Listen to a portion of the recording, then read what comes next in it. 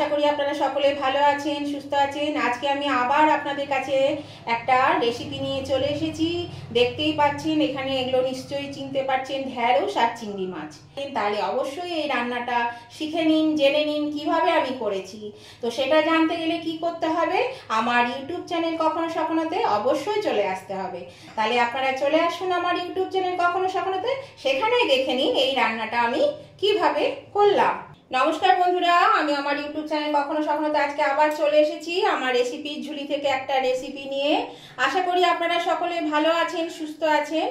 তো আজকে আমি আপনাদেরকে দেখাবো চিংড়ি মাছে ঢ্যাঁড়স দো পেঁয়াজা, চিংড়িতে ঢ্যাঁড়স দো পেঁয়াজা। তো দেখুন, এখানে তো দেখতেই পাচ্ছেন চিংড়ি মাছ নিয়ে নিয়েছি আমি। এখানে 300 গ্রাম চিংড়ি মাছ আমি ছাড়িয়ে ধুয়ে বেছে পরিষ্কার করে নিয়েছি। আর এর মধ্যে দিয়ে দিলাম সামান্য একটু নুন আর একটু হলুদ, মাছেও দিয়ে দিলাম আর এখানে ঢ্যাঁড়সেও দিয়ে দিলাম। তবে এই চিংড়ি মাছগুলো খুব বেশি বড় না, বড় হলে ভালো হতো, আমি এবার বড় বেশি পাইনি, এরকমই ছোট ছোট পেয়েছি। আমি আসলে যেহেতু বাড়িতেই কিনি, সেজন্য যখন যেমন নিয়ে আসে সেরকমই আমাকে নিতে হয়। তো এই দেখুন, এরকম সাইজের চিংড়ি মাছগুলো ছিল, বেশি বড় কিন্তু পাইনি। তো আমি এগুলো দিয়েই আমি করছি। আপনারা বড় পেলে বড় দিয়ে করবে, তাহলে ভালো হবে, অসুবিধে নেই কিছু। আর এখানে দেখুন একটু ঢ্যাঁড়স নিয়ে নিয়েছি। এই যে এই ঢ্যাঁড়সটা নিয়েছি, ঢ্যাঁড়সগুলোকেও আমি সামান্য একটু নুন আর সামান্য একটু হলুদ দিয়ে, খুব ছিটে ফোটা হলুদ দিয়েছি, নুনও তাই দিয়ে মাখিয়ে নিলাম। এই যে ঢ্যাঁড়সগুলো এরকম গোটা গোটায় রাখবো। সাইজটাও দেখুন, এইরকম সাইজের সব ঢ্যাঁড়স নিয়েছি। এখানে এই ঢ্যাঁড়সের বোটাটা, ডগাটা কেটে আমি এরকম সাইজ হচ্ছে, এরকমই ঢ্যাঁড়স নিয়েছি। ঢ্যাঁড়সটাও আমার ওই 250 গ্রাম মতো আছে। যেহেতু চিংড়ি মাছটা আমার খুবই ছোট, সেই জন্য আমি এখানে 300 গ্রাম নিয়েছি। যদি বড় বড় চিংড়ি পান তাহলে কিন্তু বেশ বড় বড়, মানে ওই যে গলদা চিংড়ি বা এরকম ধরনের চিংড়ি মাছ পেলে খুবই ভালো হয়। সেগুলো পেলে আপনাদের মেম্বার অনুযায়ী সেই হিসাবে আপনারা নিতে পারেন, 10-12টা বা 15টা, বা আরেকটু ছোট সাইজ হলে পরেও 200 বা 250 নিলেও চলে যাবে। তো দেখুন, এটা আমার কথা বলতে বলতে মাখানো হয়ে গেল। তো এবার আমি এই মাছ আর এই ঢ্যাঁড়সটা ভেজে নেব। এই দেখুন বন্ধুরা, কড়াতে আমি তেল দিয়ে দিয়েছি পরিমাণ মতো। তেলটা গরম হয়ে গেছে, এর মধ্যে দিয়ে দিচ্ছি একটু নুন। নুন দিলে কি হবে, আমি যে মাছটা ভাজবো সেই মাছটা কিন্তু এই তলে লেগে যাবে না, কড়াতে লেগে যাবে না, খুব সুন্দরভাবে উঠে যাবে। চিংড়ি মাছ বা এমনি মাছ টাছ ভাজলে দেখবেন তলায় লেগে যায়, সেটা কিন্তু এখানে লাগবে না। তো আমি প্রথমে চিংড়ি মাছটা ভেজে নেব।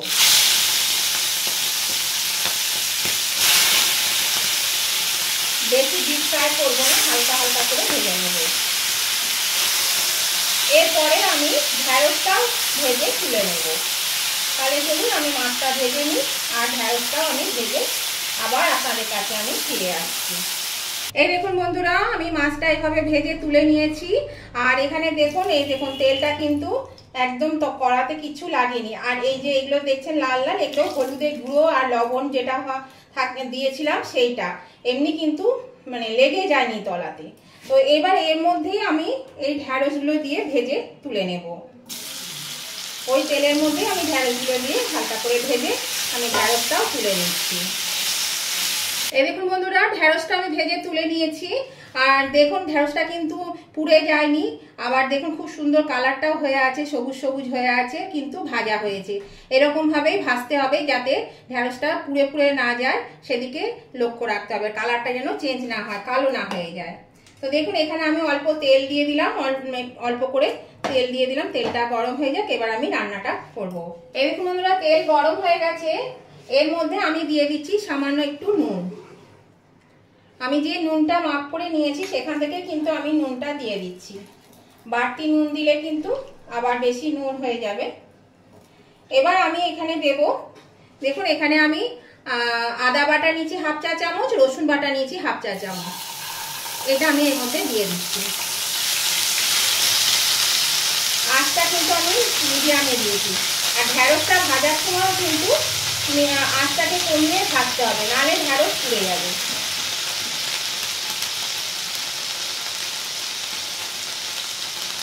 এবার আমি এর মধ্যে দিয়ে দিচ্ছি ধনে গুঁড়ো 1/2 চা চামচ। কাঁচা লঙ্কা বাটা হাফ চা চামচ, আপনারা চাইলে পরে শুকনো লঙ্কা গুঁড়ো দিতে পারেন। এবার আমি মশলাটা একটু কষিয়ে নেব। দেখুন বন্ধুরা, মশলাটা কষানো হয়ে গেছে। এবার আমি এর মধ্যে দিয়ে দিচ্ছি এই যে কেটে রাখা পেঁয়াজ, দুটো মিডিয়াম সাইজের পেঁয়াজটা আমি একটু মোটা মোটা করে, খুব বেশি না, এই যে এরকম মোটা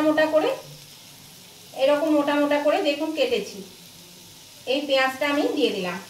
এটা যেহেতু চিংড়ি মাছের ঢ্যাঁড়সের দো পেঁয়াজা, পেঁয়াজটা একটু বেশি লাগবে, তো আমি খুব বেশি দিইনি, কিন্তু খুব বেশি পেঁয়াজ এতে লাগবেও না, অল্প পেঁয়াজ দিলেই হবে। এবার আমি এটা দিয়ে পেঁয়াজটা খুব বেশি নাড়াচাড়া করব না, পেঁয়াজটা খুব বেশি ভাজবো না।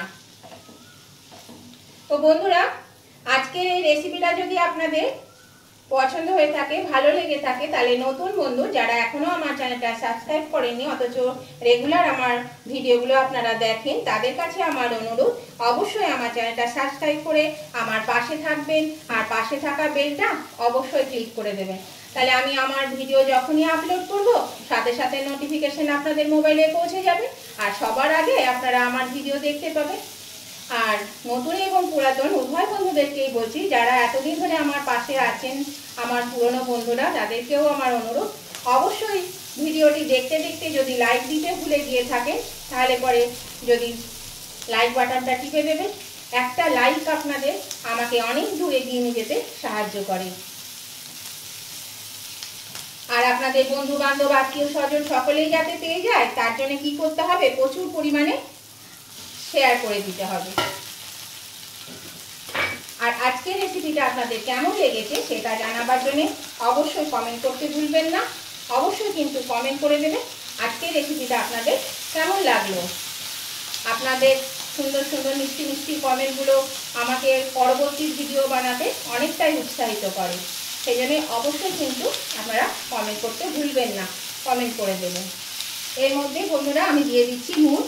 দেখলেন তো, ভাজা হতে হতে আমি কিন্তু চিংড়ি মাছ আর ঢ্যাঁড়সটা দিয়ে মশলাটা একটু কষিয়ে নিচ্ছি। এবার আমি এর মধ্যে দিয়ে দেব একটু জল। এটা কিন্তু খুব বেশি পাতলা হবে না, একটু মাখা মাখা টাইপের হবে, অল্প অল্প ঝোল থাকবে।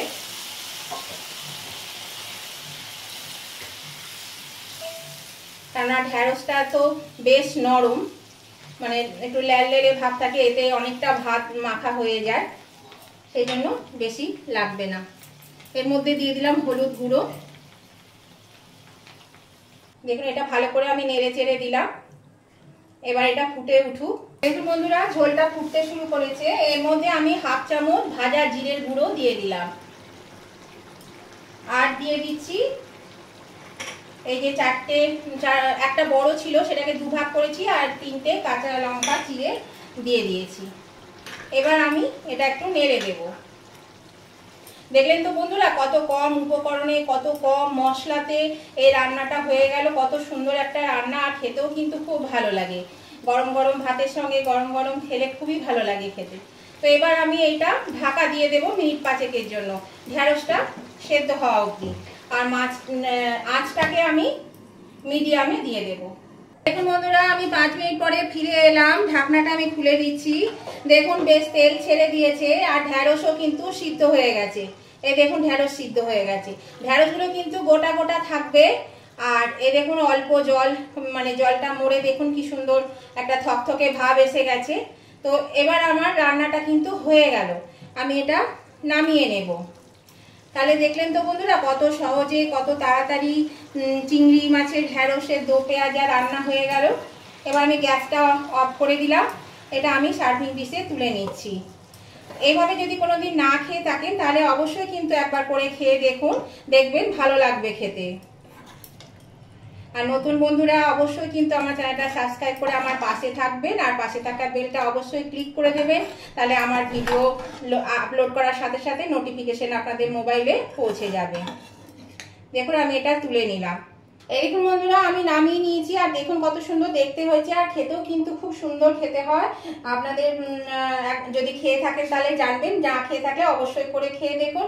আর দেখলেন তো বন্ধুরা, কত কম উপকরণে, কত কম মশলাতে কত সুন্দর একটা রান্না হয়ে গেল। এইভাবে রান্না করবেন, দেখবেন খেতেও ভালো লাগে। সবসময় কিন্তু বেশি মশলাপাতি দিয়ে রান্না খেতে একদমই ভালো লাগে না।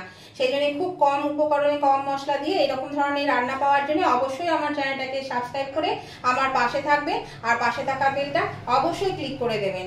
তাহলে আমার এই ভিডিওটা যদি আপনাদের আজকে ভালো লেগে থাকে, তাহলে উভয় বন্ধুরাই অবশ্যই লাইক শেয়ার কমেন্ট করতে ভুলবেন না। অবশ্যই লাইক শেয়ার কমেন্ট করে দেবেন। আপনার আজকের মতন ভিডিওটা আমি এখানেই শেষ করছি। আবার আমি নতুন ধরনের ভিডিও নিয়ে চলে আসবো। ততদিন আপনারা ভালো থাকুন, সুস্থ থাকুন। Tata, bye bye.